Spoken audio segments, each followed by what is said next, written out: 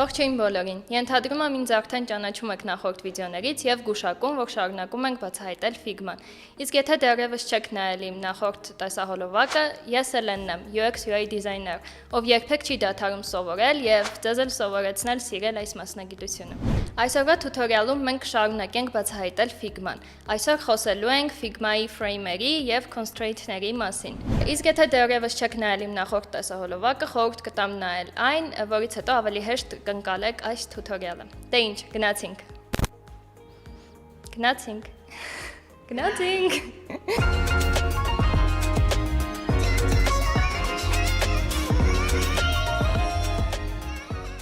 Եթե երբևէ աշխատել եք Illustrator-ով կամ Photoshop-ով, հավանաբար ծանոթ եք artboard հասկացությանը, որը Figma-ում անվանում ենք frame։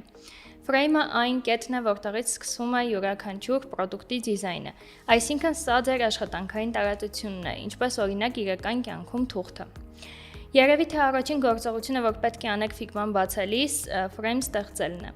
Frame ստեղծելու համար գնում ենք այստեղ կամ կարող եք ուղղակի սեղմել F տառը ձեր ստեղնաշարի վրա։ Աջ հատվածում կտեսնեք preset-ները նախատեսված մոբայլի, վեբի, թաբլետի համար և այլն։ Բացի այստեղի չափերից կարող եք նաև ինքներդ ստեղծել custom չափեր։ Օրինակ վեբի համար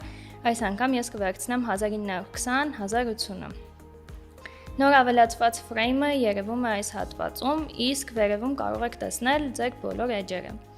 Այստեղից կարող եք փոխել frame-ի անունը։ Եթե ես frame-ում ավելացնեմ որևէ պատկեր կամ տեքստ, այն կարտացոլվի frame-ի մեջ յուրաքանչյուրն իր icon-ով,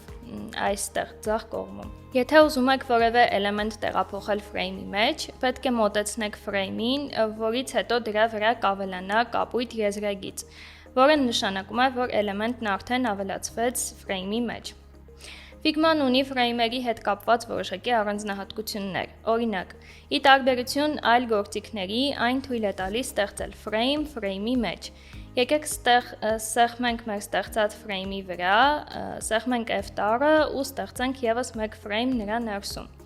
Այսպիսով կարող եք ըստ անհրաժեշտության ստեղծել մի քանի frame-ներ ձեր հիմնական frame-ի մեջ։ Frame-երի մասով դեռևս այսքանը։ Հիմա մի քիչ խոսենք constraint-ների մասին։ Իրականում, երբ ես նոր էի սկսել աշխատել Figma-ով ու դեռ նորմալ չէի ուսումնասիրել այն, հաճախ բախվում էի այս խնդրին։ Frame-ում դնում էի որևէ էլեմենտ, իսկ հետո frame-ի չափը փոխելիս այդ էլեմենտը սկսում էր լայնանալ, նեղանալ, տեքստերը գալիս էին իրար վրա ու նման անոմալ երևույթներ։ Սկզբում ես վստահ էի, որ դա բագ է, մինչև մի օր չտեսա այս հատվածը ու սկսեցի ավելի շատ ուսումնասիրել։ Constraint-ի ֆունկցիան նրա համար է, որ հասկանանք, թե frame-ի չափերը փոխելուց դրա ներսում գտնվող էլեմենտները ինչպես կդրսևորեն իրենց։ Սա նաև օգնում է հասկանալ, թե ինչ տեսք կունենա դիզայնը էկրանների տարբեր չափերի վրա։ Եկեք ինչ-որ օրինակի վրա նայենք ու ավելի լավ հասկանանք constraint-ը։ Գծենք ինչ-որ frame ու դրա մեջտեղում դնենք շրջան։ Շրջանի վրա կլիկ անելուց հետո նայենք աջ պանել, որտեղ կա constraints բաժինը։ Ինչ ունենք մենք այստեղ։ Ունենք քառակուսի ու աջ կողմում բացվող պարամետրերի ցուցակ։ Իդեպ ցուցակները անում են նույն ֆունկցիան, ինչ այս քառակուսին։